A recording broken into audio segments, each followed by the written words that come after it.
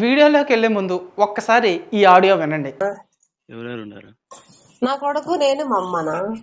మీ అమ్మ ఉందా? అవునా. ఎవరు లేకపోతే అది చేసుకునేది అనమాట, అంతే. ఎవరితో? నీతో. ఎవరో నేను మాట్లాడి పెడతా. ఎవరో చెప్పానా? నేనే చేస్తాను, వచ్చి నీకు నాకు పని ఇప్పించేస్తా. నేను అలాంటి దాన్ని కాదన్నా. ఏమో నీ ఇష్టం ఉంటే మాట, నీకు పని అయితే ఇప్పిస్తా. నేను అలాంటి దాన్ని కాదు. నేను అట్లా పని అయితే నేను ఒప్పుకోను. ఏమి డబ్బులు ఇవ్వలేమో అని నేను అడుగుతాను అంతే. డబ్బులు ఏం లేదు, వాళ్ళు అదే ఆలోచిస్తున్నారు. నీకు అదే మాట్లాడు, లేకపోతే లేదు, నీ ఇష్టం. ఆ పని లేకుండా మాట్లాడగలేదన్న. అట్లా ఆడలతో అట్లా ఇది ఉంటేనే ఏమన్నా అడుగుతాను. డబ్బులు అంటే డబ్బులు మాట్లాడతాను. ఇది ఏమన్నా ఇది వేరే ఏమంటే డబ్బులు అయితే అవసరం ఉంటుంది. 50,000 60,000 వస్తుంది శాలరీ వన్ ఆయనకి. ఒకసారి అడిగి చూడనా ఒకసారి. సరేనా? సరే. సరే.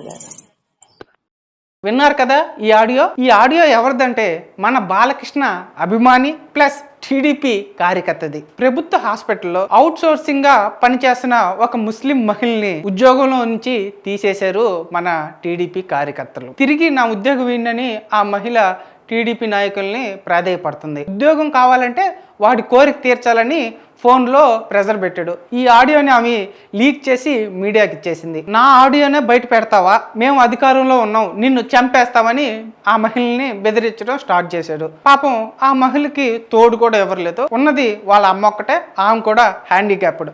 అయినా ధైర్యం చేసి పోలీస్ స్టేషన్లో కంప్లైంట్ ఇద్దామని వచ్చింది. మా హిందూపురం పోలీసులు మాత్రం కంప్లైంట్ తీసుకోవడం లేదు. బాలయ్య బాబు ఆ మహిళ ప్రాధేయపడుతుంది. బాలకృష్ణ ఇంట్లో ఒక ఆడబిడ్డకి ఇలా జరిగితే నువ్వు చూస్తూ ఊరుకుంటావా, నాకు న్యాయం చేయండి బాలయ్య బాబు అని ఆ మహిళ నిన్ను అడుగుతుంది బాలకృష్ణ. అమ్మ తల్లి, మా బాలకృష్ణ షూటింగ్ లో బిజీగా ఉన్నాడు, మా పవన్ కళ్యాణ్ కూడా షూటింగ్ లో బిజీగా ఉన్నాడు, మా లోకేష్ బాబు చంద్రబాబు సింగపూర్ టూర్లో బిజీగా ఉన్నాడు, మా మహిళా హోమ్ మినిస్టర్ అనితక్క గారు కూడా ఎక్కడున్నారో తెలీదు. ఆమె కేవలం జగన్మోహన్ రెడ్డిని తిట్టాలంటేనే వస్తుంది.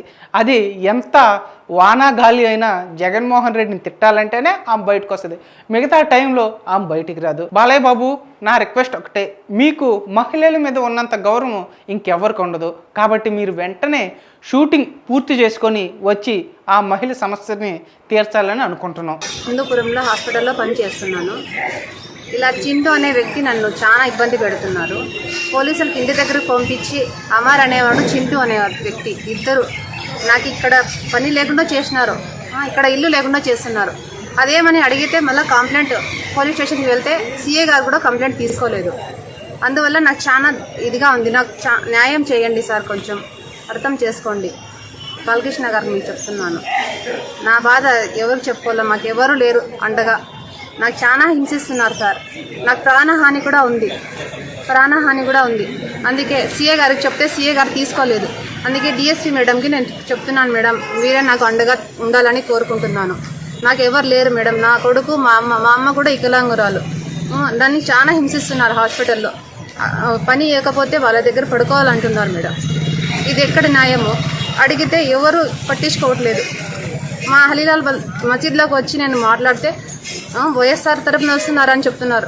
వాళ్ళ తరఫున వీళ్ళ తరఫున నేను రాలేదు మేడం. న్యాయం జరగాలని వచ్చినాను నేను. ఆయన న్యాయం చేయట్లేదు ఇక్కడ. మీరే నాకు న్యాయం చేయాలని కోరుకుంటున్నాను బాలకృష్ణ గారు.